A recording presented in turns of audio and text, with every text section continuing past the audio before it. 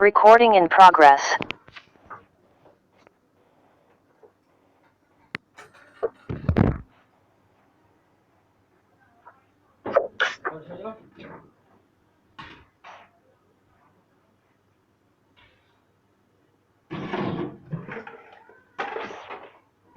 Morning बच्चे।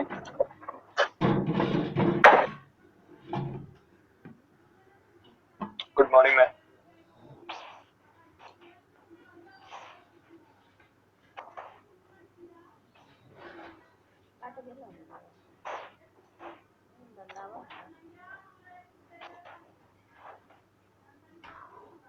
मैंने आप लोगों को IS 2007 के हिसाब से बताना था, 800 2007 के हिसाब से। देखो ये तो हम पहले डिस्कस कर चुके हैं, ये वाला फॉर्मूला इसके हिसाब से कि ये सब क्या था। ठीक है, एक बार फिर भी बता देती हूँ। आपको पता है कि हम लोगों को जब परमिसिबल स्ट्रेसेस कंप्रेसिव स्ट्रेसेस निकालने होते हैं तो हमारे पास जो फॉर्मूला होता है दैट इज, आप लोगों को क्या होता है, area into permissible stresses FCD। ठीक है, अब ये वाले जो FCD आप लोगों ने जो कंप्रेसिव स्ट्रेसेस निकालने होते हैं उसके लिए हमारे पास ये फॉर्मूला है। ठीक है, ये फॉर्मूला क्या है, Fy by gamma m not. आपको पता है Fy आप लोगों को क्या होता है, यील्ड स्ट्रेसेस होते हैं। ठीक है, और ये बाद में यहाँ पे क्या है, पाई प्लस, आप लोगों को स्क्रीन दिख रही है प्रॉपरली? Yes ma'am.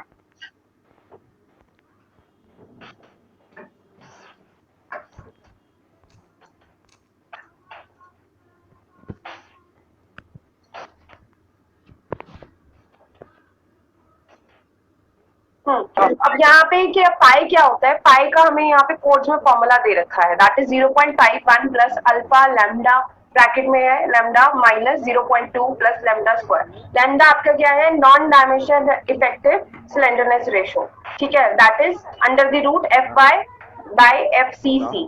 अब ये आपको सारा यहाँ पे गिवन है। FCC क्या है, यूलर बकलिंग स्ट्रेसेस, जिसको हम लोग पाई स्क्वायर ई, ये आपका मॉडुलस ऑफ इलास्टिसिटी हो गया, KL बाय आर का whole square. KL by r आप लोगों को पता है कि इफेक्टिव स्लेंडरनेस रेशियो होती है हमारी। ठीक है, ये आपको इस फॉर्मूला में पुट करता है। और अल्फा क्या होता है, अल्फा ना जो हमारे पास एक इन लोगों ने हम लोगों को दे रखा है कि अल्फा क्या होता है कि हमारे पास सर्टेन वैल्यूज होती है, वो सर्टेन कुछ सर्टेन चीजों पे सर्टेन क्लास के ऊपर डिपेंड करती है। मैं अभी आपको वो समझाती हूँ कि वो है क्या है अल्फा। ठीक है, एंड ये जो FCD की वैल्यू है, ये जरूरी नहीं है कि सिर्फ इसी फॉर्मूला से निकालनी है। हमें ये FCD की वैल्यू कैलकुलेट करने के लिए यहाँ पे क्या दे रखे हैं, टेबल दे रखे हैं। जैसे हम लोग 1984 में कर रहे थे ना कि हम लोगों को टेबल गिवन था, बीच में इंटरपोलेट करना। सिमिलरली अगर हमारे पास टेबल, हमें यहाँ पे क्या दे रखा है, टेबल भी दे रखे हैं। ठीक है,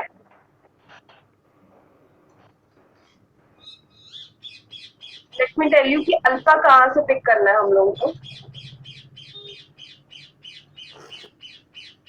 अल्फा ये हमारे पास क्या है, इम्परफेक्शन फैक्टर है।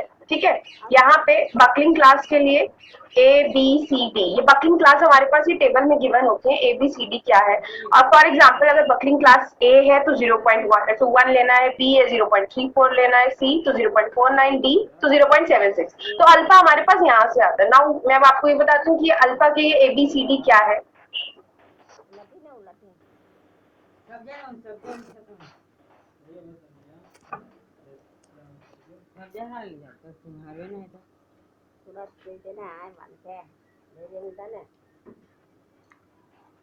Can you see this table? देखो अगर आपका I सेक्शन है, if this is I section, I section में क्या करना है आपको, I सेक्शन जो भी गिवन होगा, ठीक है, आप वहां से H बाय BF निकालोगे।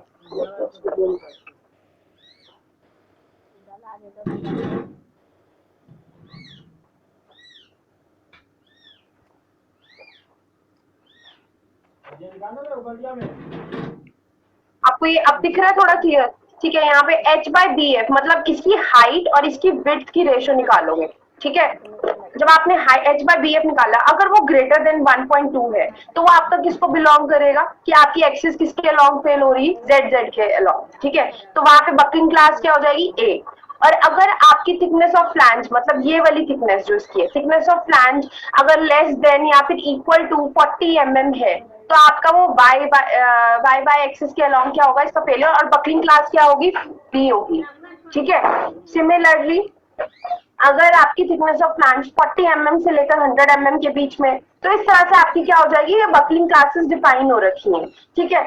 और अगर थिकनेस ऑफ फ्लैंज अगर आपकी ग्रेटर देन 100 mm है तो जेड एक्सिस के अलॉन्ग हो सकता है, या फिर वाई एक्सिस तो डी और सी, तो दोनों इसके हिसाब से आप वैल्यूज के हिसाब से अपनी दोनों वैल्यूज निकाल सकते हो, ठीक है। सिमिलरली अगर एच बाई बी है लेस देन इक्वल टू 1.2, या फिर thickness of flange greater than आपकी sorry less than equal to या फिर इसके बराबर आई, तो आपका जेड जेड और वाई वाई, और कौन कौन सा केसेस हो जाएगा, बी और सी वाला केस हो जाएगा, ठीक है। ये तो हो गए हमारे बकलिंग क्लासेस के केसेस, ये तो आई सेक्शन के लिए। सिमिलरली अगर वेल्डेड आई सेक्शन है तो इसके ये क्राइटेरिया है। अगर हॉलो सेक्शन है, हॉट रोल्ड है, कोल्ड फॉर्म्ड है, तो आपकी कौन सी क्लास होगी, और वो कहीं से भी फेल हो सकता है, तो बकलिंग क्लास क्या हो जाएगी, ए हो जाएगी फर्स्ट वाले के केस में, और बी हो जाएगी सेकंड वाले के केस में, ठीक है। अगर आपने कोई वेल्डिंग करके पूरा बॉक्स सेक्शन बनाया है तो यहाँ पे ये क्राइटेरिया है ए बी सी। अगर आपका एंगल सेक्शन है, हमें डील किससे करना होगा, मैक्सिमम केसेस जो आपके सिलेबस के हिसाब से, either I section either angle. Angle section के केस में हमेशा याद रखना आपका जो बकलिंग क्राइटेरिया के हिसाब से क्या रहेगा, सी रहेगी वैल्यू। तो सी के हिसाब से जो टेबल में आपका इम्परफेक्शन फैक्टर होगा, तो जो सी के हिसाब से वैल्यू होगी उसको पिक कर लेना है। बेटा समझ आया क्या बोला मैंने? बाकी न्यूमेरिकल देखोगे तो ज्यादा बेटर लगेगा। हाँ जी बोलो। Yes, ma'am. और एक और चीज, अगर आपका बिल्टअप सेक्शन है, बिल्टअप सेक्शन मतलब किन्हीं दो सेक्शंस को जोड़ के, जैसे यहाँ पे एक आई सेक्शन, यहाँ पे एक आई सेक्शन, इनको जोड़ के बनाए, तब भी आपका फैक्टर क्या यूज होगा, सी यूज होगा, ठीक है। तो इसके हिसाब से ये ए बी सी डी, इसके हिसाब से हम लोग अपना वैल्यू पिक करेंगे किसकी, अल्फा की, ठीक है। कि आपका बकलिंग क्लास कौन सी है, तो आपको उसके हिसाब से पता होना चाहिए अल्फा कौन सा है। और अगर आपको डायरेक्ट आपको टेबल से निकालने हैं, ये देखो ये 4 टेबल गिवन है यहाँ पे आप लोगों के, यहाँ देख रहे हो क्या लिखा हुआ, design compressive stresses for the buckling class D. मतलब अगर आपकी बकलिंग क्लास, अगर आपका फेलियर जो है उसके हिसाब से, अगर आपकी बकलिंग क्लास क्या है, डी है, ठीक है, तो आप इस वाले टेबल को यूज करके एफ सी डी कैलकुलेट करोगे। और ये एफ सी डी किस पे डिपेंड करेगा, एफ बाई के ऊपर, जैसे उस टेबल में था, और के एल बाय आर की रेशो के ऊपर, ठीक है। मतलब आपकी जो भी इसकी जो भी आपका के एल बाय आर होगा, जो भी आपका रेडियस ऑफ गायरेशन होगा, उसके ऊपर डिपेंड करेगा, ठीक है। क्लियर है?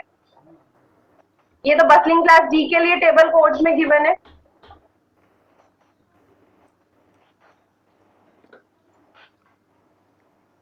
सिमिलरली ये वाला टेबल आपका हो गया बकलिंग क्लास सी के लिए। बस फर्क क्या है, आपको बस ये पता करना है कि कौन, वहां पे एक टेबल था, यहाँ पे 4 टेबल है, यहाँ पे फेलियर के हिसाब से इन्होंने क्या कर रखा है, हमारी वैल्यूज बता रखी है, ठीक है। तो ये बकलिंग क्लास क्या हो गई, हमारी सी के लिए टेबल हो गया।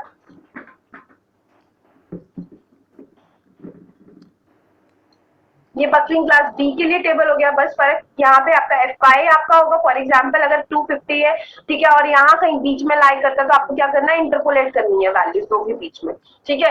अगर डायरेक्ट फॉर्मूला नहीं यूज कर रहे हो, एक एग्जाम्पल मैं आपको डायरेक्ट फॉर्मूला से भी बताऊंगी, और ये भी बताऊंगी कि अगर आपको डायरेक्ट टेबल से निकालना हो, मतलब अभी आपने जो एफसीडी वाला फॉर्मूला देखा ना, अभी जो बताया, मैं वो भी यूज करना बताऊंगी कैसे करना है। अगर वो नहीं करना होगा, डायरेक्ट इस टेबल से वैल्यूज निकालनी हो, जैसे पहले वाले केस में कर रहे थे, सीधा इंटरपोलेट हो सकती है इसके बीच में वैल्यू। सिमिलरली हमारा क्या हो गया, बकलिंग क्लास ए के लिए टेबल हो गया। ये चारों टेबल हमें यहाँ पे गिवन है, 7.1.2.1, 7.1, यहाँ पे आपके सारे टेबल यहाँ पे गिवन है। टेबल यहाँ पे टेबल 9A हो गया, ये टेबल 9B हो गया, और ये बेसिकली किस पे डिपेंड कर रहा है, बकलिंग क्लास कौन सी है। आपको सारे टेबल्स यहाँ पे गिवन है, ठीक है।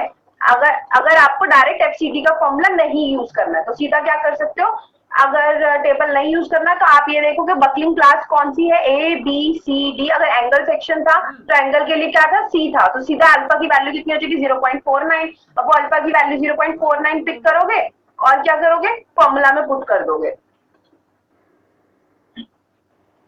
यहाँ पे ये वाला जो फॉर्मूला है, हमें एफसीडी निकालने के लिए अगर हमें बाय फॉर्मूला करना है तो ये वाला फॉर्मूला पिक करना है, ठीक है।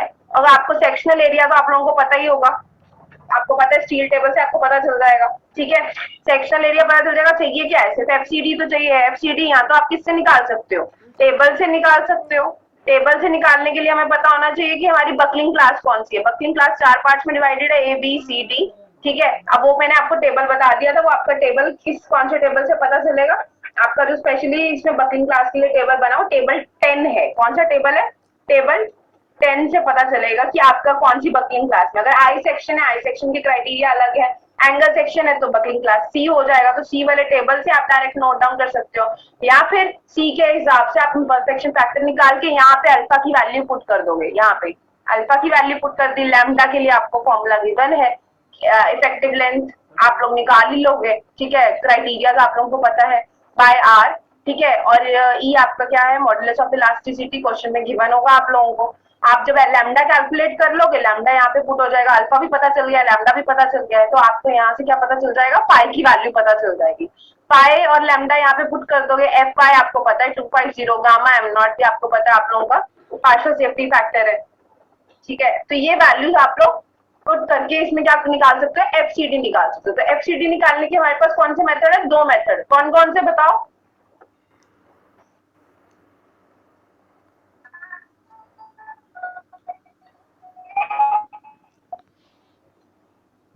एक तो मैम टेबल से सीधा पिक कर लेंगे और एक हाँ, फॉर्मूला यूज कर, या फिर ये वाला फॉर्मूला यूज करके। ये दो मेथड है हमारे पास। ठीक है, अब जरा न्यूमेरिकल देखते हैं, और ये याद रखना, ये वाला जो मैं मेथड बता रही हूँ, ये आपका किसके हिसाब से है? IAS 800 2007, जो आपने एक पहले न्यूमेरिकल किया था, वो आप लोगों की बुक्स में, अगर आप लोग बुक फॉलो करोगे, ठीक है, तो बुक्स में आप लोगों का वो 1984 के हिसाब से दे रखा है। ठीक है,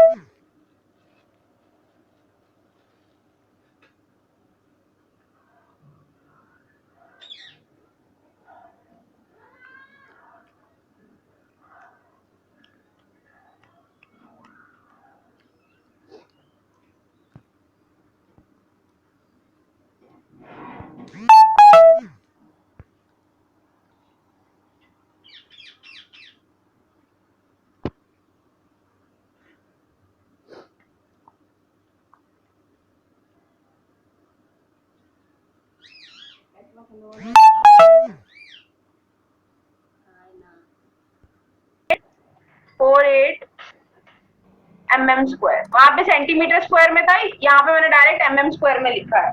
ठीक है, कुछ नहीं, बस पॉइंट्स का ही तो, बस पॉइंट हटाया है, दैट इज mm²। आपको पता है कि कन्वर्जन अब आप लोग इतना तो कर सकते हो। अब सबसे फर्स्ट पॉइंट क्या है? हमें ये पता होना चाहिए कि भैया बकलिंग क्लास कौन सी, फेलियर कहाँ से, बकल कहाँ से करेगा। ठीक है, आई सेक्शन है, हाँ जी आई सेक्शन है। आई सेक्शन के लिए बकलिंग क्लास चेक करने के लिए आप, अगर मैं टेबल दिखाऊं मैं अगर आप लोगों को,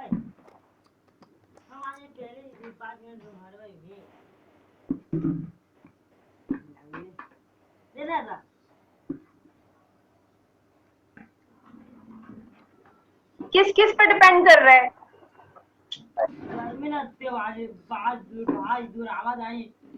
बच्चे जस्ट गिव मी 2 मिनट्स कि फिर से बंद हो गया है।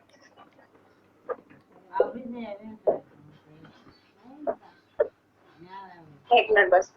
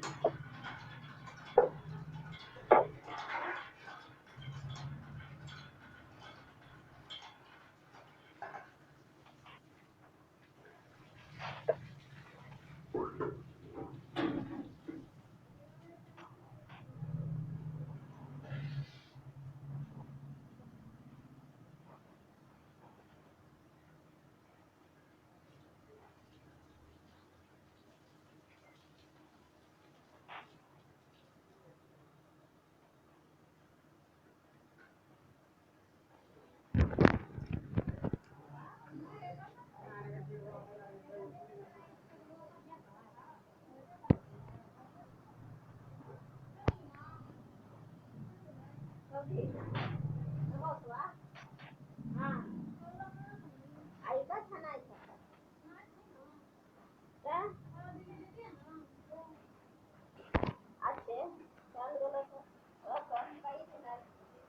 This is the I section, ठीक है। एंड यहाँ पे आप देख रहे हो ये हमारा किस पे डिपेंड कर रहा है, H/BF पे। मतलब हमें ये चेक करना है ना कि बकलिंग क्लास कौन सी है, तो लिमिट्स यहाँ से देखनी है हम लोगों को, और बकलिंग किस एक्सिस के अबाउट हो रही है ये हमें उस चीज का आइडिया भी दे रहा है। फॉर एग्जाम्पल अगर मैं यहाँ पे देखूं H/BF की रेशो हम किन दो चीजों पर डिपेंड करेगा, H/BF की रेशो, ठीक है, और थिकनेस ऑफ फ्लैंज पे, इन दो चीजों पे, ठीक है। अब अगर मैं आपको बोलूं अभी हाइट अगर अभी हमने देखी, ठीक है, हमें सबसे पहले यही तो पता करना है हाइट H/BF हाइट कितनी थी, 300 mm, 300 mm, ठीक है, और डिवाइड किससे किया, विड्थ ऑफ द फ्लैंज मतलब 250 mm। ये डाटा था अभी हमारे पास, हाइट इसका हमें गिवन था ना स्टील टेबल से, तो जब हम इसको कैलकुलेट करेंगे तो रजे ये मेरा कितना आ जाएगा, लगभग 1.2 आएगा, ठीक है। और थिकनेस ऑफ फ्लैंज बेटा कितनी गिवन है, 10.6, थिकनेस ऑफ फ्लैंज कितनी हो गई, 10.6। ये हमें स्टील टेबल से डाटा मिला। तो अब आप ध्यान से देखो आपका ये किस में लाई कर रहा है, आपकी जो H/B है लेस देन इक्वल टू 1.2, ठीक है, और थिकनेस ऑफ फ्लैंज हमारी किससे है, थिकनेस ऑफ फ्लैंज जो है लेस देन क्या है, 40 mm, ठीक है, लेस देन क्या हो गया, 40 mm। तो अब आप अगर दोनों क्राइटेरिया देखो, यहाँ पे तो ये वाला क्राइटेरिया किसके लिए था, थिकनेस ऑफ फ्लैंज अगर आपकी less than equal to 100 mm, ठीक है, मतलब ये मतलब 100 mm बड़ा हो जाएगा। तो यहाँ पे अगर आप ध्यान से देखो तो ये हमारा किसको बिलोंग कर रहा है, 1.2 इक्वल टू, और ये इससे लेस, ठीक है। तो या तो z एक्सिस के लॉन्ग फेल हो सकते हैं या फिर y एक्सिस के लॉन्ग फेल हो सकता है एज पर द क्राइटेरिया। तो हमारे पास बकलिंग क्लासेस क्या आ गई, दो आ गई, या तो वो b के लॉन्ग फेल करेगा या फिर वो किसके लॉन्ग फेल करेगा, कौन सी एक्सिस के लॉन्ग, c एक्सिस के लॉन्ग। तो दो बकलिंग क्लासेस हैं, ठीक है। तो अगर हम b को लेकर चलते हैं तो हम कैसे कैलकुलेट करेंगे, b के लिए हमारे पास टेबल में देखते हैं क्या क्या वैल्यूज है, ठीक है। पहले b के लिए कैलकुलेट करते हैं, आप सिर्फ पॉइंट समझो कि कैसे कैसे स्टेप्स है। सबसे पहला स्टेप क्या हुआ, हमने सारा डाटा स्टील टेबल से लिख लिया, ठीक है, सेक्शनल एरिया, हाइट, विड्थ। अब उसके बाद हमने चेक करना था हमारा मेंबर कौन सा था, यहाँ पे आई सेक्शन था तो इसलिए हम यहाँ पे आए। अगर आपका वेल्डेड सेक्शन होता हम ये सेक्शन पिक करते, अगर आपको कोई और सेक्शन एंगल सेक्शन होता तो सीधा एंगल सेक्शन है तो चेक करने की जरूरत नहीं, सीधा पता है कि हमारा किसके अलॉन्ग बकल होगा, कौन सी क्लास के अलॉन्ग, सी के अलॉन्ग होगा। क्लियर है, ठीक है। अभी हमें बी और सी पता है तो हम यहाँ से चेक करें कि हमारे पास हमें टेबल कौन सा देखना रहेगा। अगर बी के हिसाब से कैलकुलेट करोगे तो बी वाला टेबल देखना रहेगा, सी के हिसाब से तो सी वाला टेबल देखना रहेगा। तो दोनों के लिए वैल्यू कैलकुलेट करेंगे आप कि कौन सी एक्सिस के, तो जहां पे आपका मिनिमम वैल्यू आएगी तो आपकी उसकी क्या हो जाएगी, स्ट्रेंथ हो जाएगी। अभी अल्फा बी और सी, बी के अलॉन्ग अल्फा कितना है 0.34, सी के अलॉन्ग कितना है 0.49।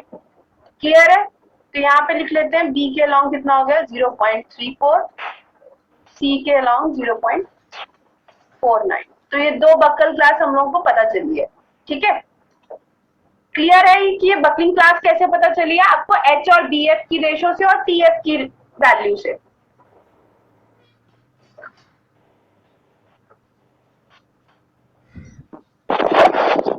एक बार और बताना मैम। एक मिनट बेटा बता, आपको ये तो क्लियर है कि बी और सी क्या है। हमें ये अल्फा की वैल्यू निकालने के लिए हमें बकलिंग क्लास पता करनी है। हमें चार क्लासेस दे रखी है कि आपका मेंबर चार क्लासेस के अलॉन्ग बकल कर सकता है, चार क्राइटेरिया दे रखे हैं, ठीक है। वो पता करने के लिए कि कौन सी क्लास क्या है उसके लिए हमारे पास एक टेबल हम लोग को कोर्स ने दे रखा है, ठीक है। ये वाला टेबल है वो,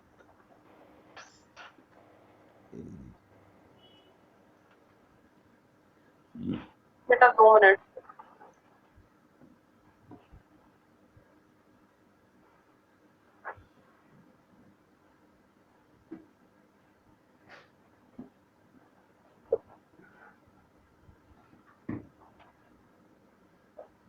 हमें बकल क्लास पता करने के लिए टेबल दे रखा है, ठीक है।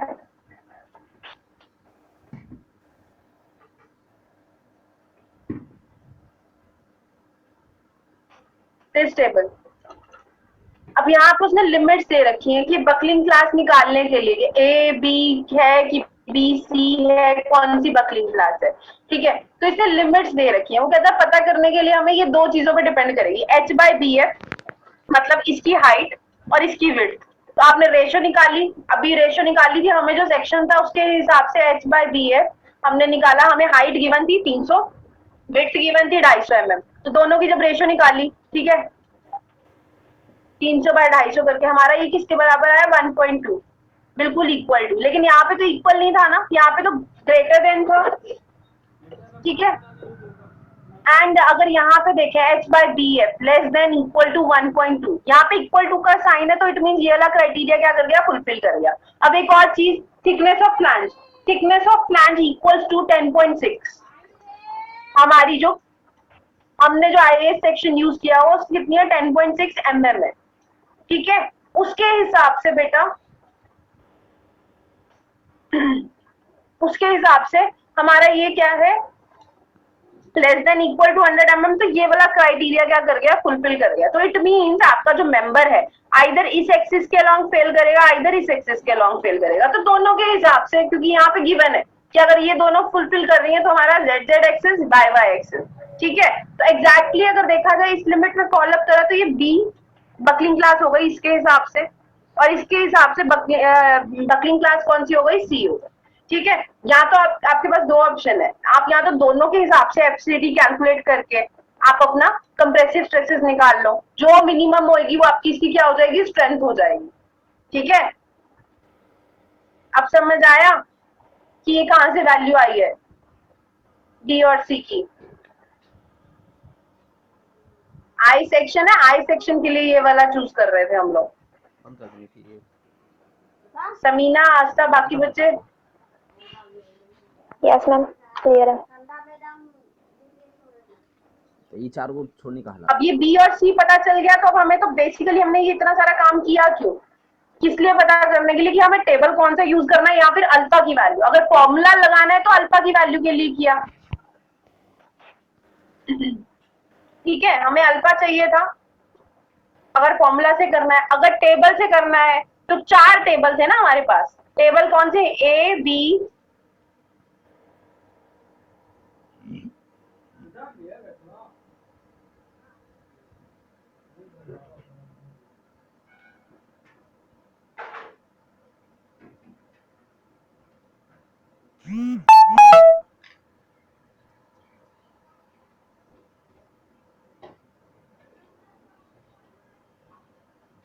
इतना तो पता है ना कि कंप्रेसिव स्ट्रेसेस जो कम सबसे ज्यादा होंगे वही आपकी उसकी स्ट्रेंथ होगी एक्चुअली, क्योंकि कम स्ट्रेसेस पे ही वो क्या कर जाएगा, फेल कर जाएगा। अब ये देखो, ये बकलिंग क्लास बी का टेबल है, ये वाला बी का टेबल है, तो हमारा बी वाली वैल्यू आई है, तो हम देखेंगे के एल बाय आर की रेशो निकालेंगे, एफ बाय पता ही है, ठीक है। तो सीधा टेबल से भी निकाल सकते हो। टेबल से निकालने का तो मैं आप लोगों को पहले ही बता चुकी हूँ, ठीक है, कि कैसे इंटरपोलेशन करनी है। अगर मान लो अगर आपका के एल बाय आर की रेशो अगर आती है फॉर एग्जाम्पल अगर 57.9, ठीक है, तो वो कहाँ पे लाई करेगी, 57.9 इसके बीच में, 50/60 के बीच में, ठीक है, और 250 आपका ये हो गया। तो आप इन दोनों के बीच में क्या कर सकते हो, इंटरपोलेट कर सकते हो, यस मैम।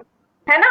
ये तो कर लोगे, टेबल वाला तो मैं आप लोगों को पहले भी बता चुकी हूँ कि पहले जो हमने क्वेश्चन किया था वो भी टेबल से किया था। मैं अब जो आप लोगों को वैल्यू निकालना बता रही हूँ वो फॉर्मूला के थ्रू, कि अगर टेबल ना यूज करना हो, फॉर्मूला के थ्रू आपको दिया हो तो कैसे कैलकुलेट करना है।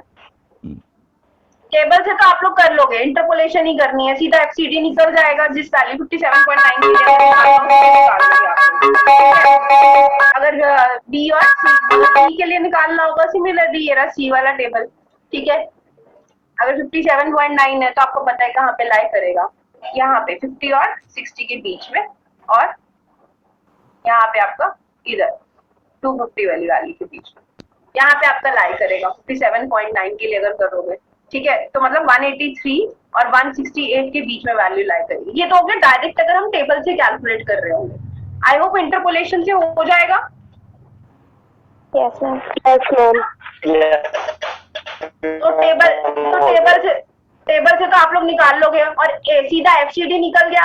सेक्शनल एरिया आप लोगों को गिवन है, जो आप लोगों ने टेबल से नोट डाउन किया है 7484, ठीक है, तो सीधा क्या करोगे, इंटू FCD। FCD आप B वाली वैल्यू के लिए भी कर लेना, C वाली वैल्यू के लिए भी, जो सी मिनिमम वैल्यू होगी वो आपकी क्या हो जाएगी, 10 हो जाएगी। क्लियर है? Yes, ma'am. Yes. ये आपके स्टेप्स थे इसके, ठीक है। ये आपका IAS 2007 सेम मेथड है, बस वहां पे टेबल अलग है, यहाँ पे टेबल अलग है। यहाँ पे टेबल आपका किस पे डिपेंड करेगा, बकलिंग क्लास के ऊपर, और वो आपको क्राइटेरिया दे रखा है, आपको टेबल 10 के अंदर पूरा क्राइटेरिया दे रखा है कि अगर आपका एंगल सेक्शन, तो याद रखना है आप लोगों के सिलेबस में तो वैसे ही एंगल सेक्शन है, एंगल सेक्शन है तो आपको याद रखना है बकलिंग क्लास C, तो सीधा आपको इस टेबल से पिक करना है, ठीक है। और अगर 1984 वाला कोड देखोगे तो टेबल ही है क्या, उसमें तो कोई दिक्कत ही नहीं है, सीधा टेबल में जाओ, आपका इंटरपोलेट करो, आपका आंसर आ जाएगा। अभी एक चीज जो मैं करवाना चाहती हूँ, मैं आपको फॉर्मूला यूज करवाने के लिए बता रही थी कि फॉर्मूला से अगर करना हो, मैम स्ट्रेस तो बराबर होगी ना दोनों में, जैसे IAS 1984 वाले से कर रहे हैं और 2007 वाले से कर रहे हैं। लगभग इस आंसर आएगा, ठीक है। मतलब आपको पॉइंट्स का फर्क मिलेगा, थोड़ा बहुत फर्क होगा, ज्यादा फर्क नहीं होगा। बस मैंने आपको एक चीज का ऑप्शन बोला ना, जब भी आप करोगे, अगर आप 84 से यूज करके कर रहे हो तो आप वहां पे मेंशन कर देना, ज्यादा फर्क नहीं होगा, माइन्यूट फर्क होगा आंसर्स में, ठीक है। प्रिसीजन ज्यादा है इसमें, जो 2007 से जो आंसर आएगा वो ज्यादा प्रिसाइज आएगा, और इसमें आपको ये भी पता चलता है ना कि आपका मेंबर कौन सी एक्सिस के अलोंग फेल कर रहा है, ठीक है। अब अगर मैं आपको बताऊं कि हम अगर उससे फॉर्मूला से यूज करें, सबसे पहले तो हमें क्या चाहिए, पहले तो यहाँ पे फॉर्मूला ही लिख लेते हैं, FCD।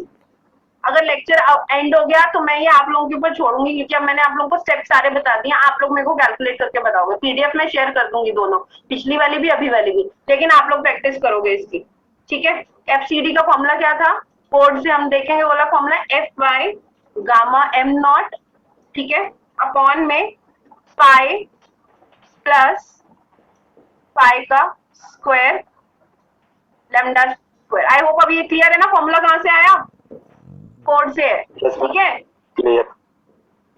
0.5। अब आपको पता है कि आपका FY कितना हो गया, 250। गामा m0 मटेरियल के लिए जो होता है कितना होता है, 1.1 होता है। पाई का कोड में क्या फॉर्मूला गिवन था, पाई इक्वल्स टू 0.5 ब्रैकेट में 1 plus alpha lambda minus 0.2 plus lambda square. अभी अल्फा हमने बकिंग क्लास B के लिए, अल्फा कितना हो गया, 0.34। चाहिए क्या है, लैम्डा नहीं है ना हमारे पास, लैम्डा के लिए क्या फॉर्मूला है, under the root FY by FCC, ये सब कोड में है, क्या फॉर्मूला क्या है, ठीक है। FY पता है, FCC नहीं पता है, तो अब FCC का फॉर्मूला चाहिए ना। FCC किसके बराबर है, FCC equals to pi square E upon में क्या है, KL बाय R का होल स्क्वायर, ठीक है। अब R आप बोलोगे, R कहाँ से, कोड उससे पिक किया है हमने, स्टील टेबल से, वहां पे जो मिनिमम आपको RXX भी गिवन होगा, RYY भी गिवन होगा, दोनों में से जो मिनिमम है वो पिक करना है। हमारा मिनिमम RYY है कोड के अंदर, तो 54.1 mm, not code, steel table के अंदर मिनिमम, दोनों में से जो मिनिमम होगा वो पिक करना है। मैंने आपको दिखाया था, वहां पे IXX भी गिवन था, IYY भी गिवन था, तो ये आपका RYY हो गया कितना, 54.1 mm। तो यहाँ पे आपने 54.1 R की वैल्यू पुट करी, KL कितना हो जाएगा, 3000 mm, 3000 डिवाइडेड बाय 54.1 का whole square, pi square into E कितना है, 2 into 10 raise to the power 5। इसको कैलकुलेट करोगे तो लगभग वैल्यू आएगी 641.92 न्यूटन पर mm स्क्वायर। ये आपका क्या है, FCC। अब FCC को यहाँ पे पुट कर दोगे तो लैम्डा आ जाएगा, हाँ कि ना, यस Yes, मैम। ma'am. ठीक है। इतना टाइम नहीं है, खत्म होने वाला लेक्चर, इसलिए मैं यहाँ पे सीधा आंसर्स के साथ ही बता रही हूँ। 250 बाय यहाँ पे ये आपने एफसीसी कैलकुलेट किया उसको पुट कर दिया तो लैम्डा आपका आएगा लगभग 0.624। ठीक है, लैम्डा आ गया। अब लैम्डा आ गया तो इस लैम्डा को इसमें पुट कर दो, मतलब 0.624 ऊपर वाले में। हमें पाई तो चाहिए था, इसीलिए तो इतनी कैलकुलेशन कर रहे थे, यहाँ पे पुट कर दोगे 0.624। अब जब ये पूरा ब्रैकेट सॉल्व करोगे अल्फा की वैल्यू पुट करने के बाद, लैम्डा की वैल्यू पुट करने के बाद, तो आपका फाई किसके बराबर आएगा लगभग